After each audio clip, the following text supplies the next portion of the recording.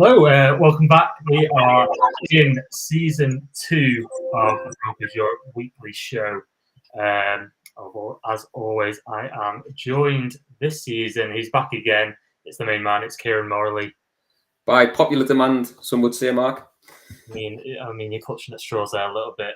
But one person on Twitter, I coincidentally had a surname of Morley, so I think you bribed someone there. Hey, do what I need to get me limelight, get me. At least one person, it's better than the 0 people I had. Obviously, we're going to be back weekly. We've waited all pre-season and all the off-season to get back. We've left you waiting, left you in suspense, but it feels good to be back. We've had football, not quite the result we wanted, but football's back. Sundays are back in their rightful place, back to what they need to be. Shall we just dive straight into our week 1 matchup? Yeah. At home, Empire Field at Mile High. I think let's just talk about what we expected before the game. So, your thoughts on that one? Yeah, I think we both discussed it, Mark. We expected going in, we expected a positive outcome, and I think we expected to see a bit more sort of leaning on the run game, especially with the receiver room looking like it did. And in all honesty, a bit pleasantly surprised by the game plan. You know, it was nice to see sort of a bit of mix of the run game, which I thought was pretty good, and bringing our sparse receiver room into action, and making use of our running backs and tight ends in the passing game. But yeah, I don't know about you, Mark. I don't think we expected that result. Probably expected a few more points on the board, but positives was some, negatives maybe a few more, but it's something better to build on than I think we've had in previous seasons, the last couple of years.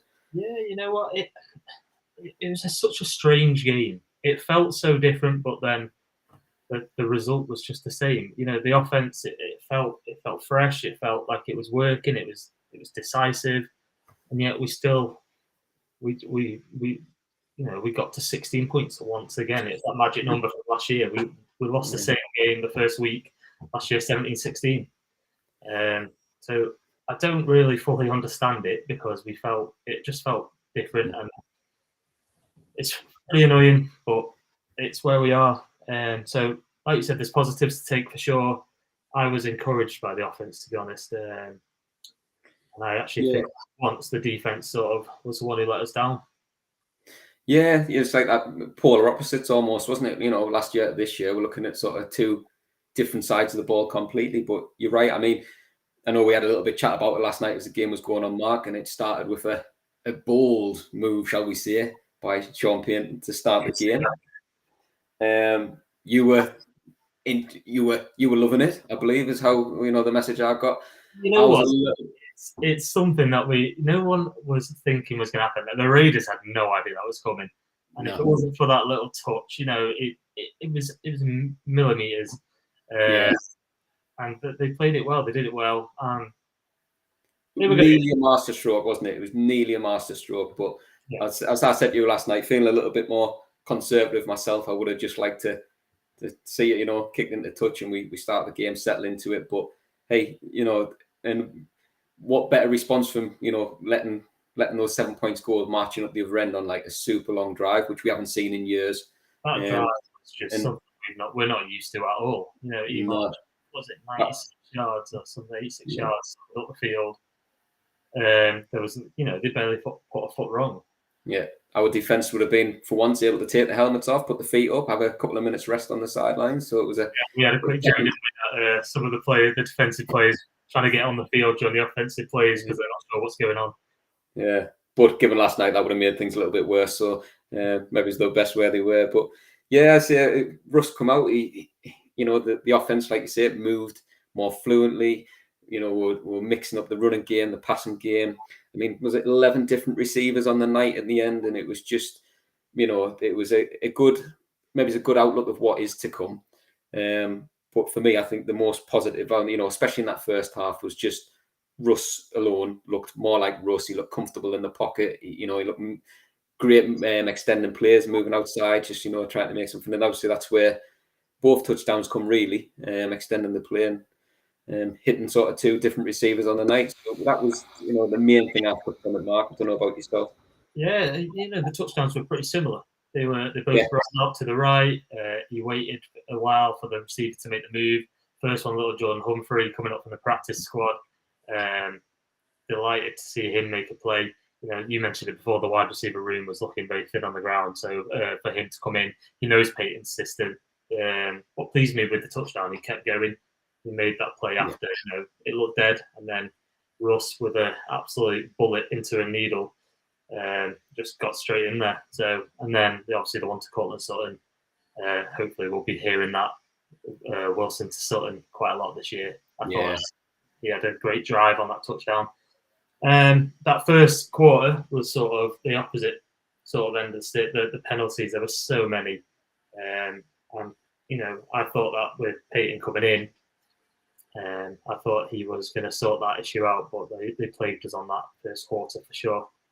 Yeah, I mean, do you put it down to first week rustiness a little bit? Your starters, maybe he's not playing so much in pre-season and stuff because, we had Red Zone on from 6 o'clock mark as we normally do and watching them earlier games. And there was quite a few flags in a lot of the games that I was, seeing flag up there, pop up on Red Zone. So, I think that the main thing to look for is do they continue or, because that's what they did last year under a different regime is we saw them, we thought, right, okay, week 1, week 2, let's get them cut down. But, it continued and continued. So that, I think with a lot of it from last night, it's not the start we want. It's disappointing because, they'd be sat there 1-0, looking on a bit more positive. But I think you take everything with a pinch of salt. I mean, we look back to Thursday night football and, I don't think there'll be many Chief fans there sat out thinking the season's, over and hit the pits of despair. But, us as Broncos fans, we've been subjected to it too many times like this. And I think it's difficult for fans not to suddenly just get too negative about it. But I think there's a lot more positives to take from last night than we've seen in previous seasons, shall we say, the last couple of years. For sure. I mean, one massive plus side for me, the O-line. Apart from that, I think 2 drives or 1.5 drives really when Max Crosby decided to turn up and wreck the game for a little bit. The O-line looked very much improved. McGlinchey was opening holes up on the right-hand side. But Bowles had a stellar game on the left, to be honest. The only sort of weaker link, shall I say, was Cushenberry in centre.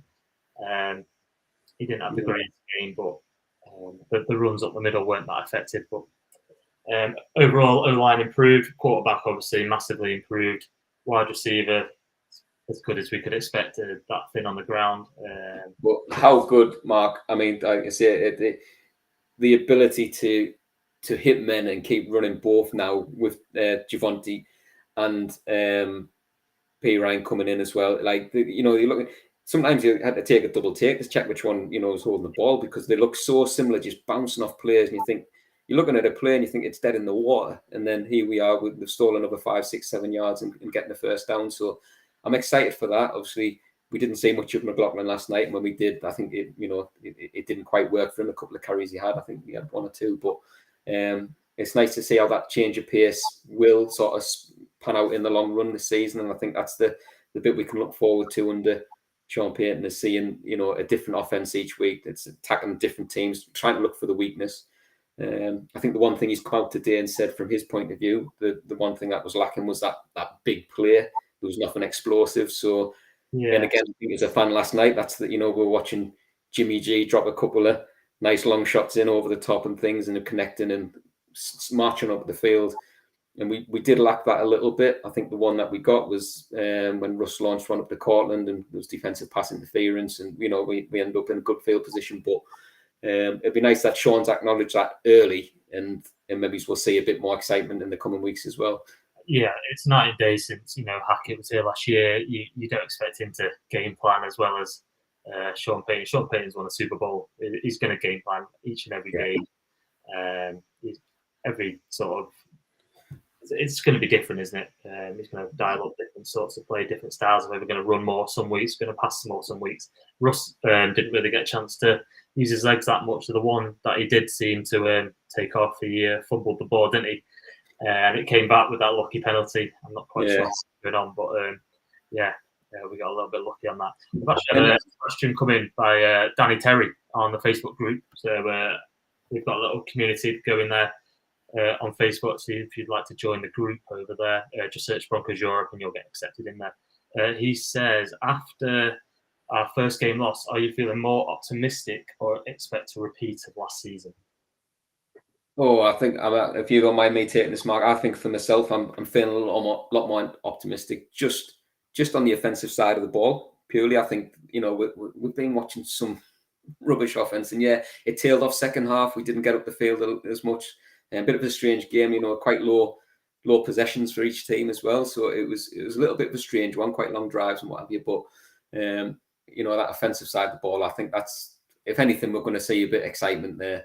And yeah, I think there's questions already about Vance Joseph's defense, and yeah, it was a bit concerning last night, to say the least. But again, we've got a head coach there and a coaching staff, and again, I'm going to put some of that down to rust for the players. In week one, we've got a good defense, haven't we? Really, look at them players there. They don't go from shutting down and shutting teams out last year to suddenly letting up so many points just because of the coaching staff. So I think that'll tighten up as well as we get into the weeks. But so yeah, I'm a lot more optimistic heading into this one.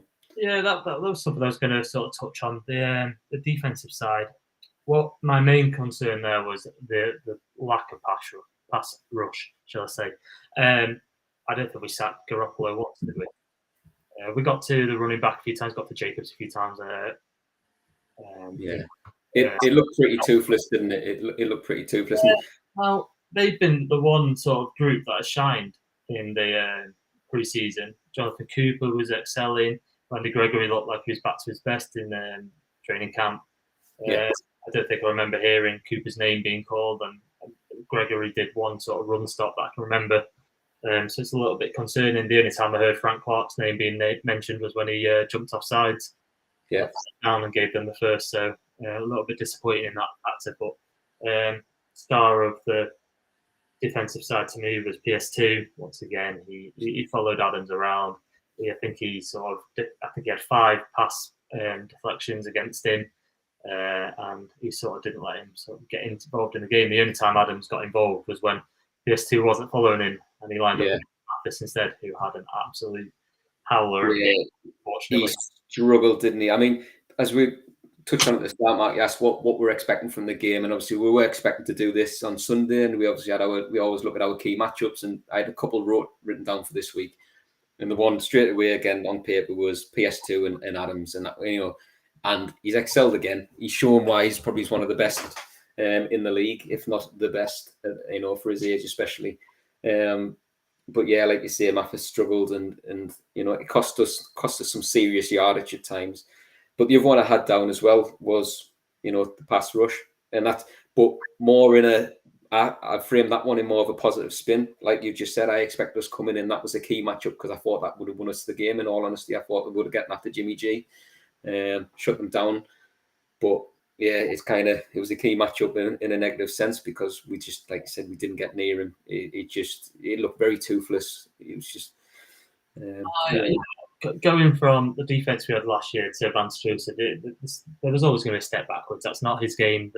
He doesn't dial up blitzes left, right, and centre. So I did expect there to be a step back, but I think it'll just take a bit of time for it to settle in. Simmons is up there. Safety, we've got one of the best secondaries in the league, to be honest. With PS2, Simmons. Unfortunately, Stearns is going to be out for the season, which is a massive blow for the defence and my team as a whole. Kareem Jackson's back there. Obviously, had one massive play in the game which we'll all remember right at the end. Talk me through that one. Sorry, mate. Repeat that, Mark. Yeah, talk me through that play. Your views on the Kareem Jackson. Yeah, I mean, I don't know about you, Mark, but I think there was a couple of calls where you're making decisions in a split second and such, and it wasn't, you're looking at them, and I think was it the Simmons one earlier in the game where it was helmet, and did he lead with helmet? And potentially maybe it's more that one. I can see that because you start to go to ground, but this Jackson one, I mean, I don't know what your thoughts on it are. I think the game was on the line, wasn't it? He had to make a play. So typical Kareem Jackson. He's done it all his career. He's gone in hard. He's gone in with his usual force. I just think the wide receiver has slipped a little bit. I mean, the rain was coming down. It's made it a little bit worse. The camera angle wasn't great on it. The sound wasn't great either. But no, it doesn't help, does it? we're going to get some of them calls. We're going to get some not that aren't. Yeah.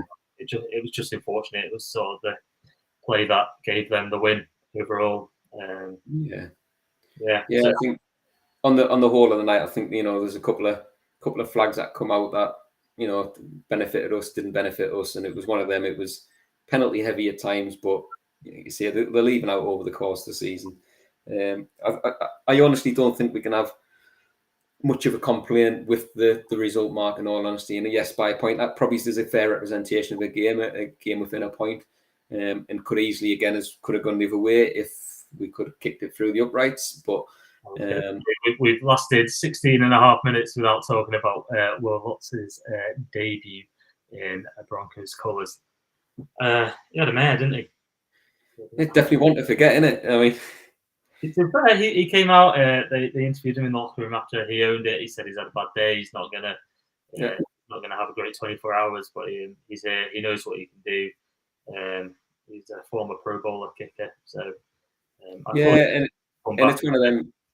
You don't expect, well, you hope it doesn't last for that reason. That his experience, he's been in the league a long time and got a good record. So again, it's one of them. I mean, people are clamoring about all over media about, what's Brandon McManus doing these days? Oh, he hit 4 for 4 and an extra point. But there was a couple of games last year where games were cost as well. So yeah, it's early days this year. I'm not gonna jump on the bandwagon yet. But 55-yarder, I can forgive. It's a long way. I know we're at altitude, but it's a 55-yarder. The extra point is the unforgivable one. That's your got as a kicker. You've got to make them. You get that tie game. They probably go down and kick the field goal as time expires, but at least you're still in it, fighting, without having to try and score on the last drive. Yeah, no, I agree. So I also had. What did I have? I think my last thing, just to you, Mark, is we're sat waiting for news on our other offensive weapon in Greg's having an MRI, and that's the one where he's our favorite. Don't get me wrong. I think Stern's out for the season. Safety's a massive miss because I think that that safety room's not full of depth at the moment. I think that's maybe a little bit of a concern. But Greg, he on paper for me, he could be the game changer. Certain games, he's just one of those. He's an athlete. He's an attacking athlete, and Troutman come in. And to be fair, I've seen people saying again he didn't have a great game. I thought he was steady, but he offers sort of that he's your primary tight end because he can do both sides of it. He can block, he can receive. So, but in that moment, I remember I think it was Russ hit Troutman on a third, and I think it was about 7, and Troutman caught it. He was in acres of space. He just didn't have the pace to get to the sticks. Rusic catches that. He's clear first down. We're driving up the field. Yeah, but there was a couple of decisions I felt last night, Mark, as well. A couple of times, and I think P. Ryan might have done one as well, and where where we're passing the ball, we're catching it well, and then that decision, and you think, right, you've got to get a yard, you've got to get 2 for a first down, and there was that hesitancy, and we were then getting stopped, and it was just like, right, but they're the little bits where they'll watch that back on tape, and next time, they'll lower that shoulder, they'll push through, and hopefully steal that extra yard that gets you moving up the pitch. So. Yeah, Troutman's not going to he's not blessed with the pace and things, but again, I think it was just maybe a bit of decision making on the day that made it maybe look a little bit worse at times. A couple of decisions, but I thought he was steady. Don't think he dropped anything. He was targeted a fair bit. So it's a solid game. I think most people had a good solid game. I can't really thought that anyone apart from the pass rush didn't sort of do anything. But early days. Obviously, the Broncos are 0-1 to start the season. Luckily for us, the rest of the AFC West was about as useless as we were. The Chiefs obviously lost Thursday night. against the Detroit Lions, and the Chargers played the Dolphins in an absolute barnstormer, which ended in the Dolphins winning late on. So I was away with one a little bit. The Raiders are sitting pretty at the top of the division, which is really a disgusting sight to see. Yeah, it'll never last. I'm going to be that confident. They'll never last. But yeah, I mean the Chargers look good offensively, don't they? That's a worry. But a bit like us, bit shaky. Yeah, that's the goal. On the other side of the ball. So yeah, it's going to be interesting season. And again, like you said, Mark, the Chiefs. They're 0-1, and I was on the Dan Campbell bandwagon last year, and the Lions stormed, and I don't know why I didn't back them this year. We'll get into that in a little bit, but again, it's what we were sort of seeing pre-season a little bit, that there's not the depth there for the Chiefs, and without his main weapon, I know it's week 1 and there'll be lots of rust on them and stuff as well, but maybe it's that top of the division is going to be a little bit tighter than they think this year. Yeah, I agree. I think it's going to be a lot closer than people think. Obviously, the Raiders have come in and won their 7th game in a row against us, which is a really I think a graphic came up actually on the broadcast last night. The longest current winning streaks against teams. Obviously, the longest one in the NFL is us and the Chiefs. I think it stands at like 18 games or something. And then the 5th longest is us against the Raiders. So we're in that top 5 twice, which is just horrendous considering. Yeah, against your division, and division rivals as well. Your divisional games, the big ones, the ones that really, really matter. And it's a trend that needs to be broken, isn't it? And again, we thought it was going to happen last night, and just wasn't to be. But a lot more optimistic now, like we were just saying before, that next game of the season we'll do it. But yeah, shall we get into our picks from the week? Yeah, obviously we put out on our Twitter every week our picks for the games. Last season we went head to head. We won't talk about the end result because I got absolutely demolished by this main man here. So we're back at it again. I'm here to redeem myself. And whoa! You were given it the big one on Thursday night, Friday. 1-0. After the Thursday night game, I may have celebrated a little bit too early. I'll put the picks up on now. Yeah. This is what we went for. Yeah. Obviously, Thursday night, Chiefs, the Lions at Chiefs. I was surprised you didn't go for the Lions. You always hop on the Campbell bandwagon and back them, but this time you went for our AFC rivals. Yeah, I mean, we got to a point last year, Mark, where it was hard overhead, wasn't it? I think, and I was backing the Lions, and I think they had like 4 losses in a row or something silly, and I was still going for it. But again, as we were saying before, I wasn't going to try an onside kick early in the season. I was going for what I thought was the banker, settle into the season. But hey, I'll take that result every day of the week. So fair play to Dan Campbell. I'll never bet against you again.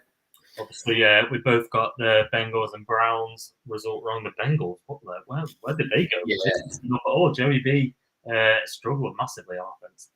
Yeah, I mean that's a bet buster for so many people, because I bet a load of people put money on the Bengals last night. I think that's and again, not that it's going to be a landslide, but I think they're one of the favourites coming into the season again, and they just looked. Yeah, it was not good. It was not good.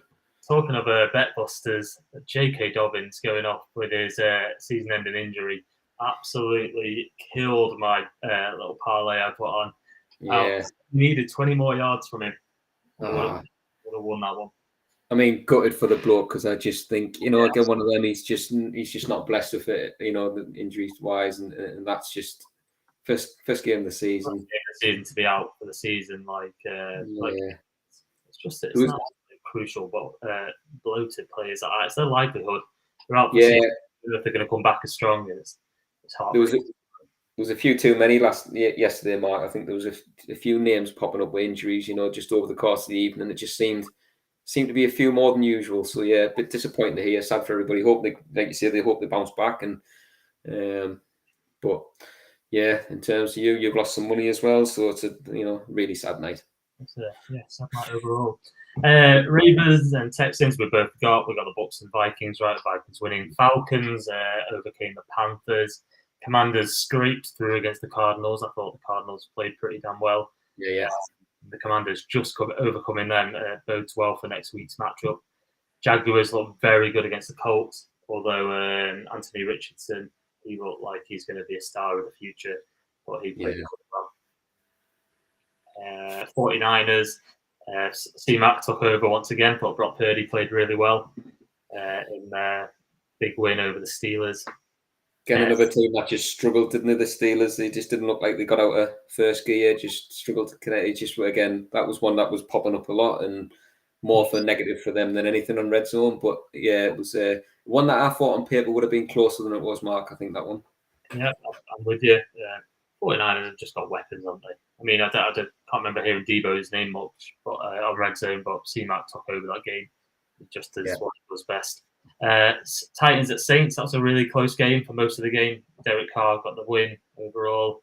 He came through in the end. Well, they played quite well, the Saints. It was a team that I sort of follow in the background. I think they're a little favourite if I wasn't following the Broncos. Broncos Raiders, we've talked about in too much detail. We'll just skip over that one now.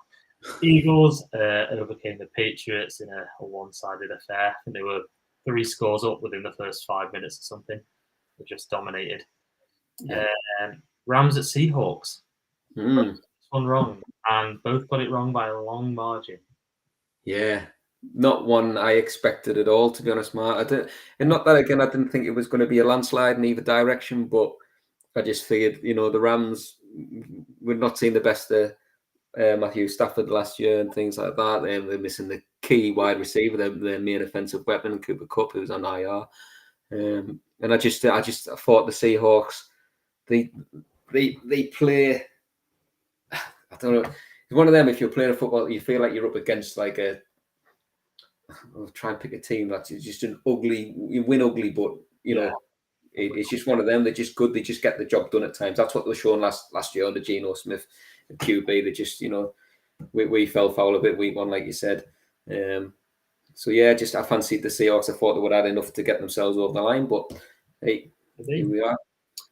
Dolphins and Chargers we touched on before. Dolphins claiming a win there, but guessed that correctly. Packers and Bears, we went opposite ways. I did not think the Packers were going to pull out that dominant performance. I thought the Bears came in there. Jordan Love, what decent. Yeah. Do you know though, Mark? I think it's one of them where, and again, I don't watch a lot of the Packers or anything like that. Pick them up in Red Zone and things on a Sunday. If they're on Sky, watch them, whatever. But I feel like Jordan Love's had a little bit of a hard end of the stick from what I've seen. Like, I think people are coming in expecting him not to be able to do everything as adequately as he can. So I think he's a bit of an underdog this year. I think he's, for what I'm reading, I don't think people are sort of backing him too highly, but I would like to see where he's actually listed on the power rankings of QBs at the moment, because I don't think he'd be that high up there, but he showed what he can do. He sort of sat behind Aaron Rodgers for all these years, and obviously they picked him because he had a bit of talent there, but he's showing that talent. I mean, it's looking like he's going to have a very good season there. Cowboys and Giants. This was the most one-sided affair I've seen. Crazy, just big, but yeah, again, I mean, we took the Cowboys, but I was expecting, again, the Giants and Daniel Jones. You go, underwhelming, but he doing all right. But you think Saquon back, picking up a big weapon in Darren Waller, tight end, and it's just fancied out that they might do all right this year. So I expected that one to be a lot closer than what the scoreline actually was. So that brought us to the games that have been played so far. So far, we are both 11-4 to start season. A very good start, if I do say so ourselves. One game we both predicted the Bills to be the Jets tonight. Could go either way, to be honest. Jets, very much so. I think that was a coin flip for me. And again, and it's nice to see teams on Hard Knocks. You kind of get to see a bit behind it. You get that little bit of a affiliation to them a little bit, but I still fancy the Bills. Be interesting to see what the Jets look like, though. What the bringing a lot of running backs in that room at the moment and stuff, bringing in Big Dalvin and stuff. So will Rodgers continue to be the superstar he is, or will the Bills just come out and show whether the Bills, they're just one of the most consistent teams, high scoring teams. They don't allow them many points, so it'll be an interesting game tonight for sure. You want to touch upon the fantasy league? The Broncos Europe have obviously got 2 leagues going at the moment. We've got a simple redraft league, which we do every year, free to play, and we'll be having a fresh league next year. And obviously we've got the Dynasty League, which is brand new this year. I had no idea what I was doing in that draft. I was trying to draft live from the Vatican in Rome. Very limited service. Yeah. Made some crap. I think I must be the only person in the world to have picked a draft pick from the Vatican. So, very good. No, we discussed this. The Pope will be playing right now. But no, you didn't have divine intervention, Mark, in week 1. As it looks like in the Dynasty League, I think you might be on track to lose that one. But I think there's a couple of big games ahead of tonight. So in case any of our friends are listening, we've got a Burley versus Prince Roy. And that going in tonight in the Dynasty League, I think there's 3 points separating them. My team, certain winners, are projected 2 points off Judge Judy. And yeah, I think Ian's beating you. Sons of Yannicky is stuffing you at the moment. So we'll give a little updates. But we were watching the games last night, and we both got the same quarterbacks, just in different leagues. And so he had Richardson in one league, and I had Richardson obviously in the Dynasty League, and so I was trying to support him, but then I didn't want him to do too much because he's in the other league. So yeah, trying to balance it out. Yeah, I mean, I don't know how you're doing in the redraft one, Mark, but obviously that one there's a lot less on the line, to 1 year one. Although we never know. My roster for the future. I have no idea what taxi spots mean, but I've got a couple of players on there. I'm built for future success, not this. I'm going for the number 1 pick this year. That's what I'm going for. You're doing well. You started well, but yeah, I think on this one, Mark, we'll give a few updates, probably more through the socials and things like that. But we'll maybe touch in ahead of any sort of big contentious games, just so our listeners, so they know who's doing well and if they're involved and things like that. But we'll keep chucking updates out in the socials and the Discord group, which are there and available if anybody wants to. Join. We're trying to grow as a little sports fan club. Obviously, it's we don't make any money out of this. There's a few outlays there that we currently pay, but the community it's amazing. The Discord was absolutely buzzing last night. People discussing the game as they watched. We had the Facebook chat going, the game day thread, Twitter. We were posting the touchdowns on there. We had a little bit of interaction from Denver as well there. So if you'd like to join, the links will be in the socials below in the description. So please join, and we're the European hub for Broncos fans, and we just want to connect and sort of celebrate the Broncos as much as we can. Actually, I'm going to touch upon this now. We're hoping to have a meet up in a few weeks. Unfortunately, there's sort of only one location it can be at the moment, just for organisation sake. So hopefully we're going to do Manchester in a few weeks, and we'd love to see as many of you down there as possible. We've had a few in the past, and they're great fun, great crack to meet everyone and just watch and talk Broncos to like-minded people, which you obviously don't get to do a lot of the time here. Yeah. Do you know what date yet, Mark? Was that one still up in the air, and we'll confirm as and when? I'll be putting details out on Discord, little votes, and Twitter. See where people want to go and what game suits best. But hopefully we'll get one of the early games and we'll go from there. Brilliant. Amazing. So we'll be back hopefully this weekend to discuss the Commanders game, and then we'll be back this time next week once again to do a roundup of hopefully our first win of the season. Yeah, we'll be 1-1. We'll have faith. We'll be 1-1. Same, and I will also be 1-1 in the fantasy leagues. So that'll be the aim. Yeah, as always, thanks for joining me, Kieran. You're an absolute star. You carry this show, so massive thank you for turning up. No problem. We will see you on this weekend, hopefully. So goodbye for now. Goodbye.